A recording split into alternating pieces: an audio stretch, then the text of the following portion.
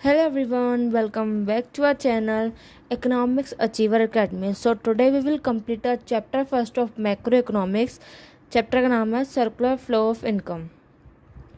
Meaning of macro and micro economics. Micro बेटा मतलब individual. आप जब किसी छोटे चीज़ की बात करोगे, आप एक स्मॉल ग्रुप की बात, ग्रुप तो नहीं आएगा इसमें, आप कह सकते हो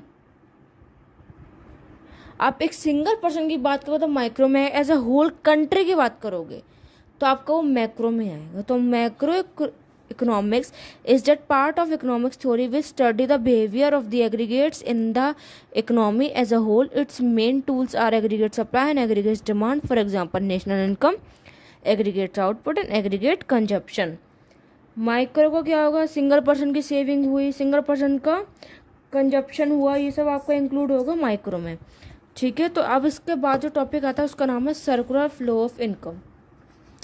सर्कुलर फ्लो ऑफ इनकम बेटा ये तीन होते हैं. जनरेशन ऑफ इनकम जिसको कहते हैं प्रोडक्शन पे, जब अपन प्रोडक्शन करेंगे तो अपनी इनकम जनरेट होगी. डिस्ट्रीब्यूशन ऑफ इनकम मतलब जब अपन जनरेट करेंगे, प्रोडक्शन करेंगे तो अपन को इनकम मिलेगी, मतलब डिस्ट्रीब्यूशन होगा किस चीज़ का, इनकम का.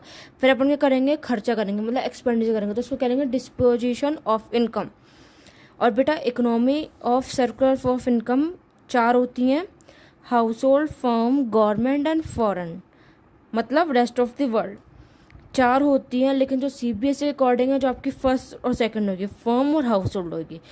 हाउस होल्ड आपकी होगी कंज्यूमर, जो आप कंज्यूम करोगे. प्रोड्यूस फर्म होगी प्रोड्यूसिंग, जो आप प्रोडक्शन करोगे. तो ये दोनों ओपन इकोनॉमी कहते हैं, और ये चारों को कहते हैं क्लोज्ड इकोनॉमी. ठीक है. तो what is circular flow of income. एक सेकंड बेटा.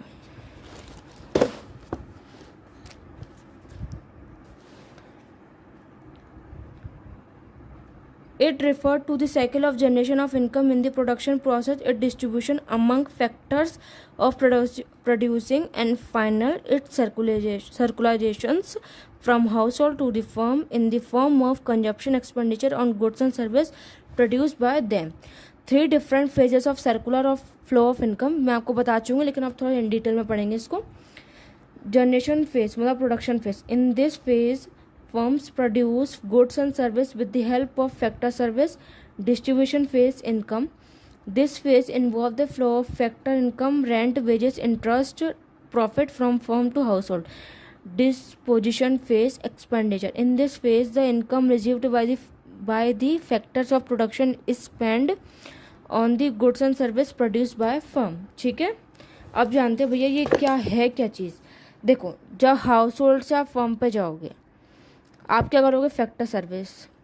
ठीक है. तो आपको क्या मिलेगा, फैक्टर पेमेंट. फैक्टर सर्विस जैसे कि land, labour, capital, entrepreneurship. Factor payment, rent, wages, interest, profit. फिर आप क्या करोगे, कंजप्शन एक्सपेंडिचर करोगे, आप खर्चा करोगे. फिर आप क्या करोगे, गुड्स एंड सर्विस करोगे. फिर आपकी इनकम रिसीव होगी. फिर आप फिर से क्या करोगे, कंजप्शन एक्सपेंडिचर. तो ये साइकिल होती है, इसको कहते हैं cycle of circular flow of income. Generation of income, distribution of income, expenditure on income. आपने एक चीज़ नोटिस करी होगी, फर्स्ट और थर्ड में आपकी हो रही है सर्विस. तो जिस सर्विस को अपन कहते हैं रियल फ्लो, और जो मनी ट्रांसफ़र होता है उसको आप कहते हैं मनी फ्लो, जिसमें आपका मनी ट्रांसफ़र होता है जो आप अपनी जो आप अर्निंग कर रहे हो. अब इसमें एक होता है स्टॉक एंड फ्लो. चला दो.